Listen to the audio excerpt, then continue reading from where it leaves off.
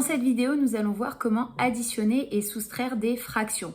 Une petite remarque avant de commencer, on a déjà vu plusieurs fois maintenant qu'une fraction c'est une division, mais c'est aussi un nombre. Et donc, comme tous les nombres, je peux faire des calculs avec. Et donc, nous cette année, on va voir essentiellement comment on peut les additionner et soustraire dans des cas bien particuliers qui sont les cas les plus simples. Pour ce qui est du reste, ça sera le programme de 4e. Alors, une première règle pour commencer, pour additionner ou soustraire deux fractions de même dénominateur, on fait l'opération au numérateur uniquement, j'insiste, et on conserve le dénominateur commun. Pourquoi ça? Si je coupe un gâteau en 10, que je sers 2 parts à une personne et 3 parts à une autre personne, en tout, j'ai bien servi 5 parts et mon gâteau est resté coupé en 10. Donc, il n'y a aucune raison logique de changer le dénominateur. D'accord? Ça, c'est la logique qui est derrière cette règle. Quelques exemples qui sont très très simples. N'hésitez pas à mettre pause sur la vidéo pour chercher vous-même la réponse avant de continuer. Le premier exemple, 7 quarts plus 9 quarts. Je fais le calcul au numérateur. 7 plus 9 me donne 16 et c'est donc 16 quarts. Et là, je peux finir la division puisque 16 quarts, c'est 16 divisé par 4. Ça me donne donc 4.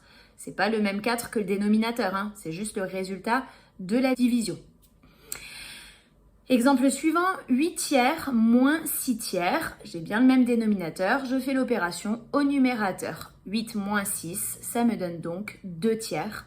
Et enfin, dernier exemple, 5 septièmes moins 10 septièmes. J'ai bien le même dénominateur. Je fais l'opération au numérateur. 5 moins 10, si j'ai 5 et que je perds 10, au final, il m'en manque 5. Donc, ça me donne bien moins 5.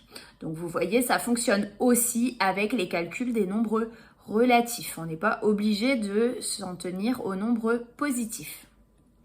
Alors, une petite illustration pour comprendre ce qui va suivre. On va passer sur des fractions qui n'ont pas le même dénominateur et c'est important de comprendre la logique de ce qu'on va faire. Donc voilà deux pizzas, une qui est coupée en 6, une qui est coupée en 3. Et je décide de me servir des parts qui sont indiquées par les flèches bleues. Donc 2 parts de la pizza de gauche et une part de la pizza de droite. Et je me pose la question, quelle quantité de pizza est-ce que j'ai mangé au final? On est bien d'accord que j'ai mangé 2/6 de la première pizza et, donc plus, 1/3 de la deuxième pizza.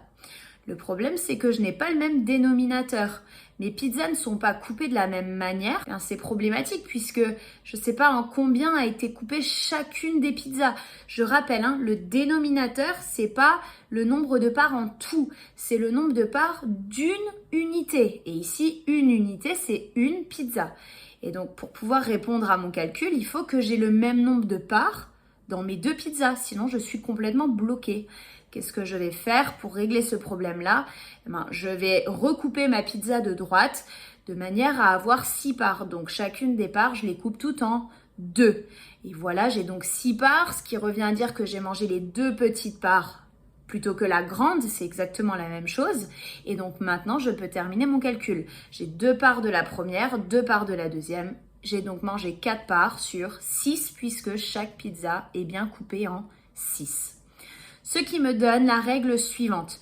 Pour additionner ou soustraire deux fractions, on les réduit au même dénominateur. Alors, réduire, c'est une expression, c'est comme ça qu'on le dit. On met les deux fractions au même dénominateur. Je coupe mes pizzas de la même manière. Et on applique la règle de tout à l'heure.